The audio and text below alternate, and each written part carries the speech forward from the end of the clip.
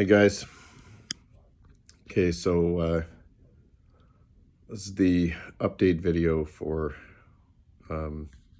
Saturday, February 18th. It is 2 o'clock Ottawa time. I just want to open this with a prayer that a really good friend of mine sent me. I don't know if he wrote it. I think he wrote it. Mark Stebro. He's a dear brother in the Lord out in the Fraser Canyon, or no, not in the Fraser Canyon, in on the Coquihalla. Beloved brother who he really loves the Lord. He loves his country. He lost his job because of the vaccine mandates, and I love his heart, and I love what he sent me. And like I said, I think he wrote it as a sincere prayer, the prayer of his heart. If he didn't write it, it doesn't really matter, because it totally echoes exactly the heart of so many of God's people. Dear Lord, have mercy on our land. Our leaders have corrupted us with lies. They have stolen and done evil. They have exalted themselves to be as God. Forgive us. For when we had power to speak, we were silent. While they did evil and blasphemed your glorious name, we were indifferent. We forgot that their power is less than yours, Lord. See now, their lies have grown bigger than our voice. They have expanded their power and disregard the righteous. Will justice prevail and judge our leaders who commit crimes with no accountability? Give strength to the righteous, that we may rise with you to conquer this evil. Lord, you were willing to spare Sodom for as little as 10 righteous souls. Spare Canada now for the sake of your redeemed. In Jesus' name, amen. So the situation here in Ottawa is, it hasn't improved. I think what we're getting from people that we follow on social media, as well as we know one fellow down on the ground right now, they're basically just crushing everything, and it is over. The trucks are all getting moved out, or the truckers are moving them out. The police are basically taking down everybody's license plates, and this isn't over. They're going to be, I'm sure, persecuting all the truckers and everybody that's involved with the movement. Again, the Trudeau government, the NDP and the Conservatives, they're all on the same team in this. They're all culpable for what has happened. Last I heard, 3 people are now dead as a result of the actions of the police, the RCMP, the OPP, and the Ottawa police, as well as Durham police and Quebec police.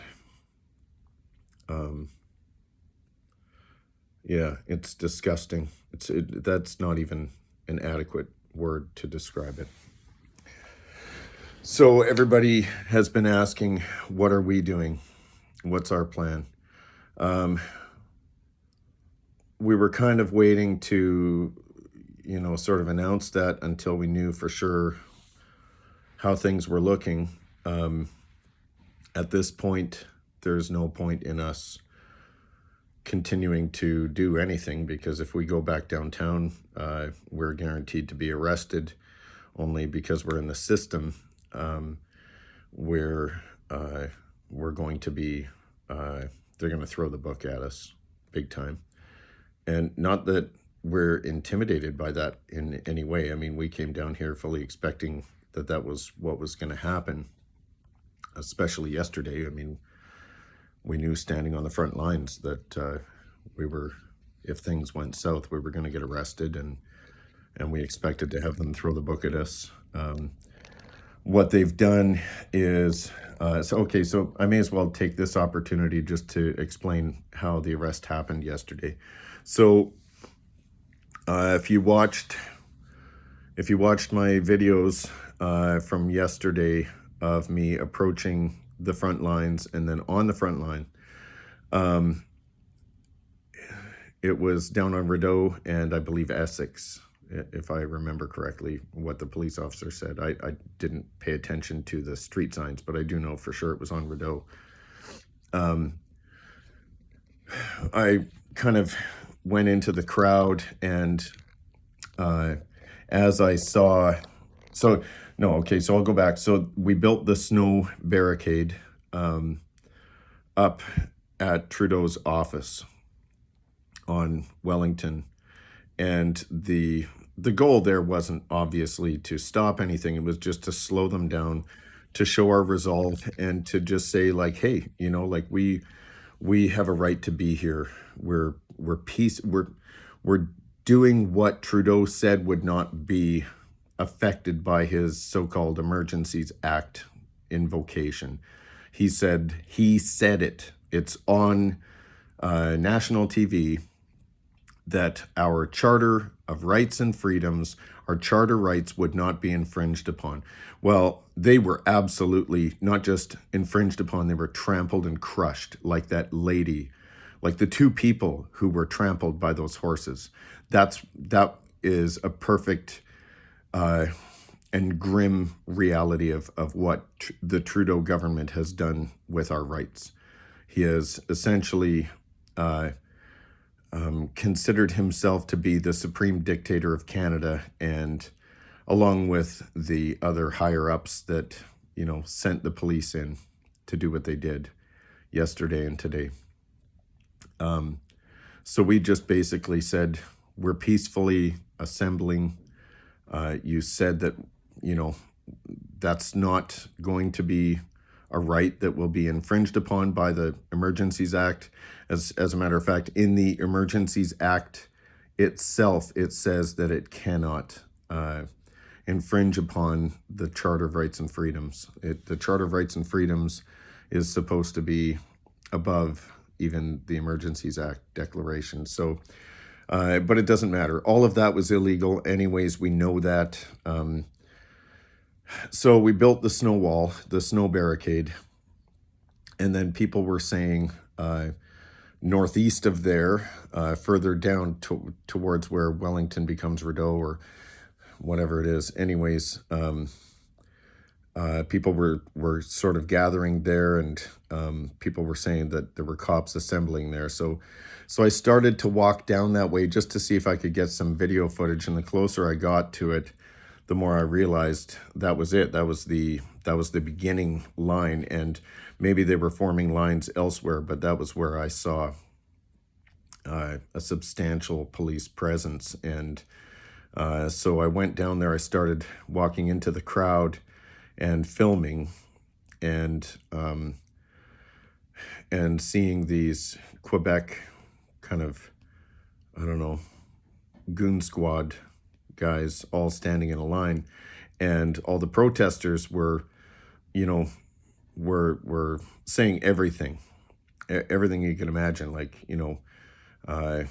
shame on you, and don't do this, and everything else. And I just really wanted to try and convey to them they didn't have to do this. So I started just saying to them, like, please don't do this. You don't have to do this. So then I moved forward, and I ended up right in front of the line, and there were two Quebec, well, I'm assuming they were law enforcement because they were there and they had the riot gear and the helmets and everything, but their arm badges on their shoulders said Quebec something. I didn't pay any attention. I just know it was Quebec. They had the fleur-de-lis. And but I could hear them. They definitely understood English, and I just began focusing on the two guys that were in front of me, they both looked very troubled. They both looked very like their hearts were troubled about being involved in this. And I just thought, if there's maybe some way that I can just, I don't know, break through that barrier, of their orders that have been just drilled into their heads. So I just started saying, like, please don't do this. You don't have to do this. Like, yes, you've been given orders. Yes, you're standing here. You put on your uniform this morning, but think about what you're about to do. Think about this. Like, yes, you could lose your job. But there are so many of us here that we're risking everything. We're risking our businesses, our homes, our financial futures, and everything to be here to stand for our families, to stand for our grandparents that fought in World War II. I said to them, look, my name is Joe Ditto. I said, I'm from Grand Forks, British Columbia. I have 11 children. And I named my children off. And I said, I have a grandbaby on the way. I said, I'm doing this for them. I said, please, don't do this. You guys can make history today. Imagine what would happen if even just one of you, just one, just said, I'm not doing this. And when the order comes, just kneel down or something, just stand down. Don't do this. You could make history. I said, think about it. Tonight, you're going to be laying in your bed tonight, and you're going to be thinking about the actions that you take right now. And you're either going to be in turmoil in your hearts about what you've done, or your conscience will be clear and you will feel so good, and you will be heroes to Canadians. You will be heroes around the world. You will set a precedent that could change everything around the world. You could literally, people from all around the world are watching this right now. Law enforcement people around the world could see what you did today by standing down and standing with the people against a government that wants to punish them for holding a dissenting view to them, and they will want to do the same. And I said, I believe that the Lord is stirring your hearts. I believe God is speaking to you. I believe, and I began to pray for them. And 3 times they began to move in on us and start pushing towards us and saying, you've got to go back. You've got to go back. And we just said, no, I can't. Please, you know why I can't. I've just explained to you why I can't. And I went down on my knees 3 times and I just said, please don't do this. Please, like, we're your friends. We're not your enemies. We are wanting to stand for freedom. We can't keep allowing this government that says that if you hold a dissenting view, we can freeze your bank account, freeze your assets, and punish you. And that's now. Imagine what they can do later. Anyways, I could see in their eyes. One guy had the black mask over his face. The other guy could see his whole face, and they kept looking at each other. Like, it was incredible. I know they heard me. I know they listened to what I was saying, and I'm so sad for them, because I saw just 2 young men who were struggling. They were standing there for a long time. And each time they were told to push, and they started coming forward, and I went down on my knees, and other people sat down, and like, I could see they were really troubled, and they were actually going out of their way to not push me. They were, they were in turmoil. And anyways, I just kept pleading with them, and then I began to pray for them, and I prayed fervently. Like, I can't remember the last time I prayed for individuals in that kind of a way, just with a burning in my heart for them. Anyways, then finally, at some point, a number of OPP officers in the yellow vests came up behind them and started whispering, and I could see that they were paying attention to something that was being said in their headsets.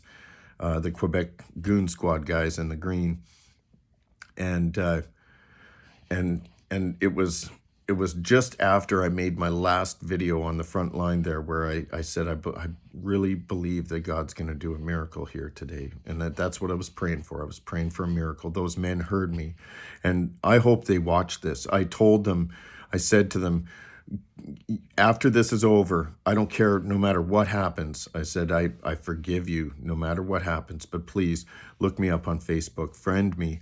I want you to know, like, I want to connect with you, you know.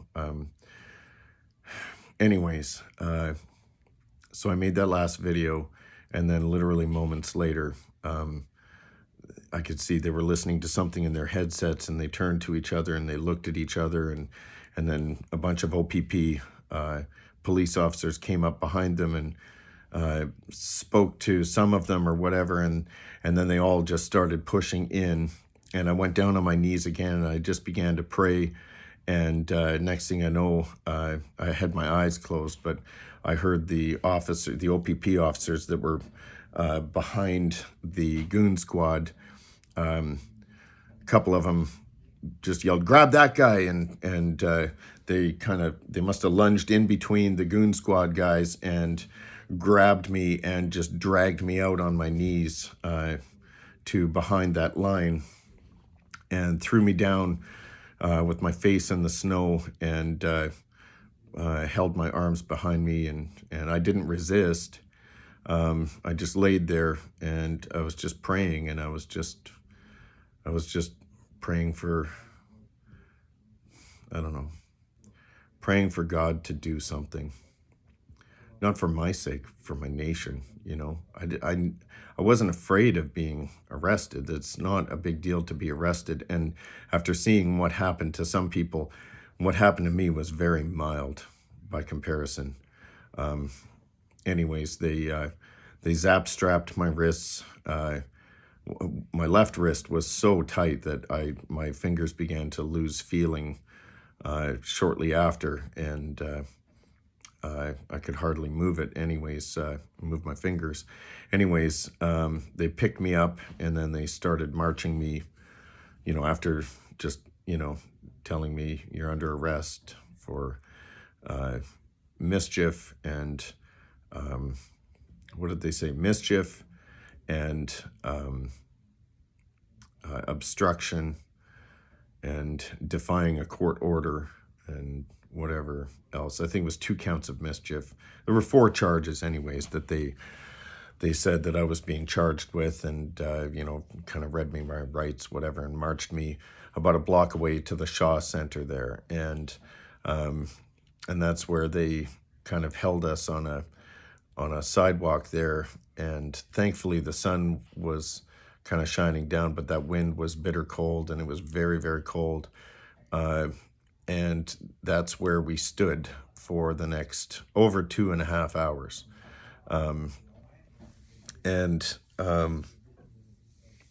One by one, I guess they were taking us into sort of an underground. It wasn't really a parkade. It was like a throughway underneath the buildings there, where they just had tons of cop cars and paddy wagons and stuff. And there was RCMP there. There was OPP and Ottawa Police and Durham Police and everything. It was, some of the RCMP looked like they were, Canadian Armed Forces. They were dressed all in green and walking around with these like military grade weapons, and they had the big, armored vehicles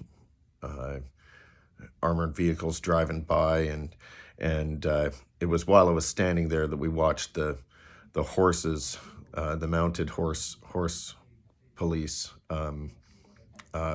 go by, and those horses were massive. They had to have been Clydesdales or something, because they were massive. And just the thought of, that little old lady with the walker getting trampled by those horses, and the other person too, like,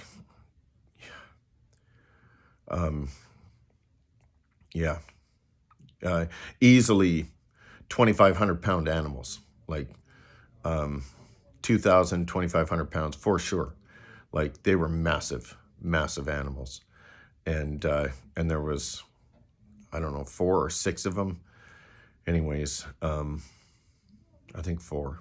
Anyways, whatever. It just so we stood there on the line. Iwan was behind me in cuffs as well. Or no, actually, they didn't. The police officer that had Iwan didn't cuff him, but everyone else was cuffed. I guess the officer that had Iwan didn't have any handcuffs or whatever, and didn't feel the need to. Iwan looks like a dangerous terrorist, right, with his fuzzy white hat and fierce demeanor. Anyways, they obviously realized he wasn't a threat.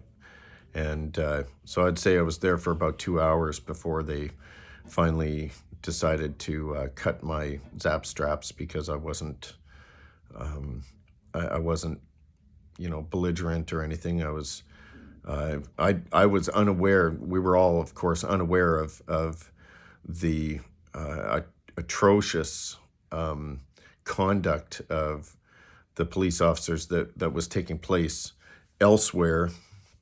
We were kind of right at the beginning of the arrests because we were right there on the front line. There was several people ahead of us, but I'm pretty sure we were in the first wave, and so we didn't know how bad it had gotten. We didn't know that people were being beaten with, rifle butts, and that they actually beat up and arrested our beloved war veterans who fought for our country. We didn't know that they were, actually pepper spraying, young ladies in the face and doing all these horrible things, beating people up. Like, it just, anyways, so I was, I was relatively friendly with the police officers, but I did ask them. I said, so since when did peaceful assembly become illegal? And one of the arresting officers that arrested me said, well, we've got the Emergencies Act in place right now. And I said, well, it seems to me that I watched Justin Trudeau say on national TV that it doesn't affect our charter rights and freedoms. And he said, well, you'll have to talk to a lawyer about that. And then the other officer, who's a very tall officer, I turned to him later and I said, can I ask you honestly, in all honesty, do you think this is a good thing, what you're doing? And he said, and he just kind of smirked. I couldn't really see because his mouth was covered, but I could see in his eyes that he kind of smirked. And he said, well, let's just say that's a conversation for another time. And so I just looked him in the eye and I said, maybe it's a conversation for right now. And then he just turned his back. And anyways, they didn't mistreat me, other than making me stand out there. That was, I had to keep trying to move my legs, and my hips and my knees were just, felt shot afterwards. I couldn't feel my toes. My left fingers were complete pins and needles. I couldn't really move them. And when they finally decided to cut my zap straps, it was the shorter officer, the first one that I talked to. He said, here, turn around, I'm gonna cut these off. And he tried my left hand and he couldn't get in there with his, he had Leatherman charge, pliers. And so he cut the right one, and then he said, here, I'm gonna give you the pliers to try and do the left one. And I looked, and my hand was just white, and the zap strap was just so tight around my wrist. I had to really jam the pliers underneath, and it hurt to cut that off. Anyways, I cut it off and began to move my fingers, and gradually blood flow returned. And so that was the extent of how, it wasn't exactly cruel and unusual punishment, but standing out in that cold for over 2.5 hours sure felt like it. And but I wasn't, at the time, I wasn't really thinking about any of that being so terrible. It was just just really trying to focus on staying warm, and moving my legs and try and keep my toes from breaking off in the cold. And finally, they put me into the back of a police car. Another officer, you know, basically began to explain to me the charges. Said you understand you've been charged with 2 counts of mischief. I think it was 2 counts of mischief. There were 4 charges. I just don't remember if it was 2 counts of mischief. Maybe there was a 4th thing. I can't remember, but it was mischief, obstruction, and defying a court order. And I just said to him, I don't understand this. What do you mean by defying a court order? And he said, did you not get the notice? I said, of course not. I don't know any court order. And he said, well, it was posted all around the city. So you should have seen it. And he said, regardless, it was a court order that everyone was to leave the area. No protesting. And I said, well, I don't understand that, because as far as I understand, our Charter of Rights and Freedoms were not to be infringed upon by this Emergencies Act, and we were just peacefully assembling. Anyways, he just said, well, look, that's something for you to discuss with a lawyer, blah, blah, blah. And then, of course, it complicated things that I didn't have my wallet or my ID with me. And so the officer asked me, how can you prove your identity?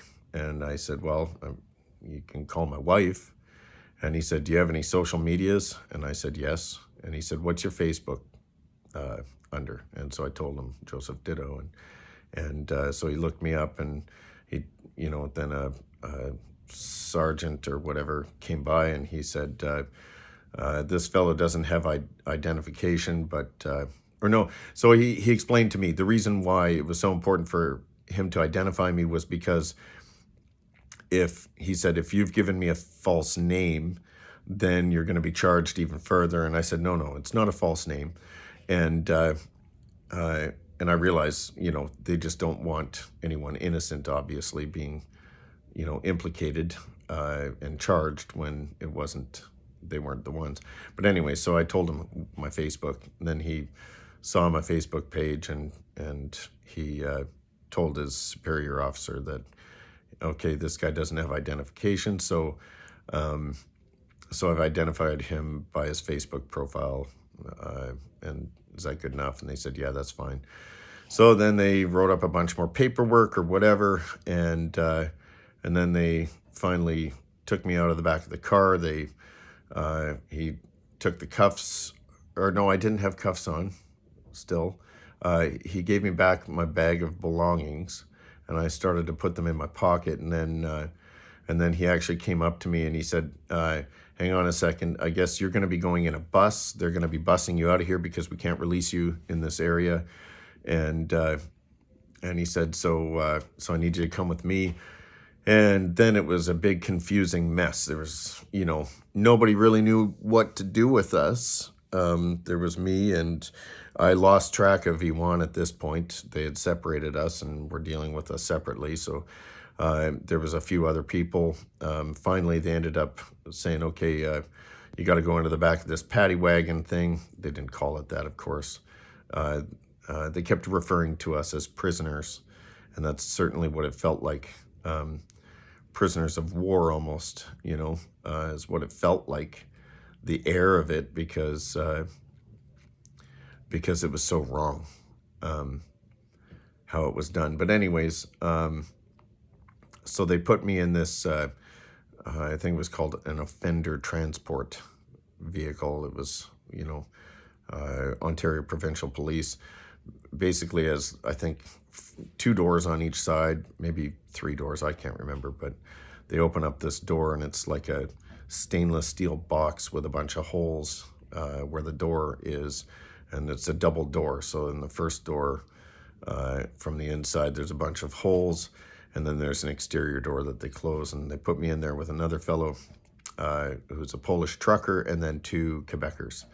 And they didn't understand English, I guess, and I didn't understand them, but the Polish fellow, we talked a little bit, and then they drove us quite a ways. It felt like quite a ways, and it felt like they were purposely, driving very erratically, very, heavy on the gas, then quick on the brake, and, almost to slam us around back there quite a bit. And I heard voices from guys on the other side, kind of saying to them, like, do you know how to drive, stuff like that. Anyways, then they stopped after several minutes of driving. They stopped at some point, and then they heard the doors close from the cab of the vehicle, and they came out and they said, okay, who needs to use the bathroom? And all four of us in our little stainless steel box had to use a bathroom one at a time. So they took us, and it was in some parking lot with some other cop cars around, and there were four porta potties, like job site style porta potties in a row. And so I went to the bathroom, and then they came back out, and I mentioned to one of the ladies that I hadn't taken I take some medication for a condition I've got, and I said I haven't taken that. I'm long overdue. And she said, well, okay, is it life-threatening? I said, no. And she said, well, okay, well, it's we don't usually hand out medication or whatever, so because it was in the plastic bag of my belongings, right? And she said, it's my understanding you're going to be released soon, so can it wait? And I said, yeah, no problem. So then they put us all back in there, and we waited and waited and waited. And then they drove us again to another place. And then one at a time, I think it was the second last person. No, it was the last person, maybe. I don't know. Anyways, to be pulled out. No, I was the second last person. The Polish trucker was, I think, the last guy in the truck to be processed again, I guess. But they took us one by one into this like warehouse. It was just a small warehouse in some parking lot, and they basically escorted me to the front of this table. And let me point out, in all of those interactions with the police, nobody was wearing masks. The driver of the prisoner transport was wearing a mask, but nobody else was. All the cops that were in this little warehouse and everything, they weren't wearing masks. It was stupid. There was actually no, okay, I won't say all of them. There was maybe one or two, but a lot of them weren't wearing masks. They obviously were not concerned about COVID or anything. And you notice how, okay, mini rant. You notice how all of the talk, all of the crap that comes out of Trudeau's mouth and, Candice Bergen's mouth and Jagmeet Singh's mouth and everything, nobody's mentioning COVID as a reason for why these protests need to end or anything like that. No. They're concerned about their control. Nobody believes in this COVID BS anymore, except for the people that get all their news and everything from the mainstream media. All right, rant complete. Anyways, so they took me to this, plastic folding table, and it was just basically a makeshift processing place for the police, I guess. And they just read off my charges, and they said, do you understand these charges? And now I know enough to know that when they ask you if you understand, you're basically saying that you agree to stand under, their authority or whatever. And I just said, instead of yes, I understand, I said, I get what you're saying. And if they were speaking regular English, you would think that would be enough for them. But they said, no, I'm saying, do you understand these charges? I said, I get what you're saying. Okay, I definitely don't understand this business of defying a court order as one of my charges. And they said, well, look, none of that matters. My point is, do you understand what you're being charged with? You can talk about this with a lawyer or whatever, and that you've got these rights to legal aid and everything else. And I said, I get what you're saying, if that's what you're asking. And finally he said, all right, good enough, you understand. And then he did something with a piece of paper, and he said, all right, look, we're going to be showing some discretion here tonight. You're going to be released. They're entering your information into the computer system. You have been officially charged. You have this on your record. And so if you return to the red zone, the protest area, and you are caught there or arrested for any reason, you will be tried to the full he didn't say it this way, but this is essentially what he said. He said, you'll be totally prosecuted right to the fullest. You will be locked up, and it may take a while before you get to see a justice of the peace, and will be released with bail conditions and everything else. But you have the option to leave now, and you'll be escorted out. And he said, so we're going to be showing you that discretion and leniency. So just follow this officer out. So it wasn't even a choice. It was just, this is what we're doing. And I realized then that this is all for show. They know it's illegal. They know what they did was absolutely illegal. And so they, and I was handcuffed, by the way, before they put me into the, handcuffed again before they put me into the prisoner transport. I forgot to mention that. With actual handcuffs this time. So they took me outside, they undid my handcuffs, and then a police officer, this guy was also wearing a mask, seemed like a nice guy. He was just like, okay, look, so here's the thing, you're down on, I forget. He pointed me in the direction. We walked through this gate that just kind of went up like this. There was cop cars sitting there guarding it and everything, and there was a roundabout there. And they said, if you go down that way, there's sort of an arena there with a warming station. That's where street people can go and warm their hands or whatever. Do you have a phone that's still, charged? And I said, I think I've got a phone that's charged. I said, I think my phone is charged. It's in this bag. He said, okay, so then you should be good to go. And I said, I'm kind of wondering about my friend Iwan. He's Romanian, and his he doesn't have his identification either or whatever, and I know he doesn't have social media, so they would have had no way to verify his identity. And I said, I just need to know, like, is he here? Have you seen him? He's got a white fuzzy hat. He's about knee-high to a grasshopper. And he said, no, I have no idea. And so I wasn't sure if they ended up separating us and taking us to some, separate places. But it turned out they took Iwan there as well, but they spent a lot more time with him. So I was released about 7:30. Iwan was taken there and then released at about 9 o'clock. So anyways, the Polish truck driver that I was with, he was out there as well, and he had mentioned to me while we were in the paddy wagon that he had been put in touch. He was a trucker who had come up, he had delivered a load to Florida or something like that, and was on his way back up to Canada back when the first of the convoy left Vancouver area. And he said, when I saw that happening, he said, I wouldn't be able to look myself in the mirror if I didn't come and join in. And so he came up with his own truck. He's native to Ontario, originally from Poland, but he lives here in Ontario somewhere. And so he came up on his own, not with the convoy, but came to join the convoy. And he said because of his involvement, people had put him in touch with some local Polish residents who were offering to house and to help people. And so he said, I'm going to phone them and see if maybe they would come and give us a ride, and they'll be able to give you a ride. So anyways, we stood there. He phoned, and they did say they would come. So they came and picked us up.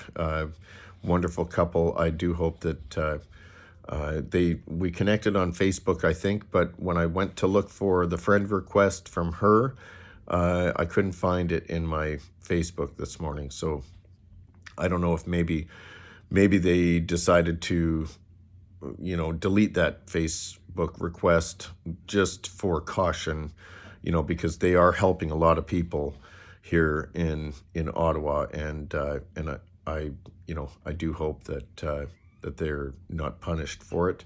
God bless you guys if you get a chance to see this video. Again, I'm so thankful for your help last night.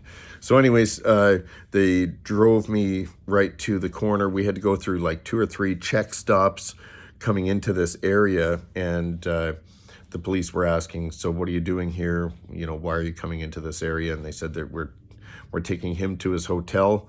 They told him where, and so they let us through. Thankfully, they didn't hassle us or whatever. And And so then they dropped us off, and I came up to the room, and Radu, who had been arrested, but he was released much sooner than myself and Ewan because he had ID.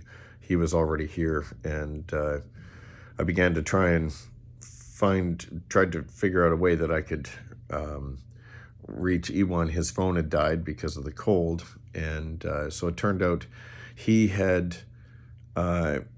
been released. Well, he got released around 9 o'clock. Him and a number of other protesters and the whole group of them walked from there, and it was a bit of a drive to get here. So I'd imagine it was a bit of a hike for him, especially after everything he had been through too. So there's all the details of the arrest, what they did, and everything. Now, so here's our plan.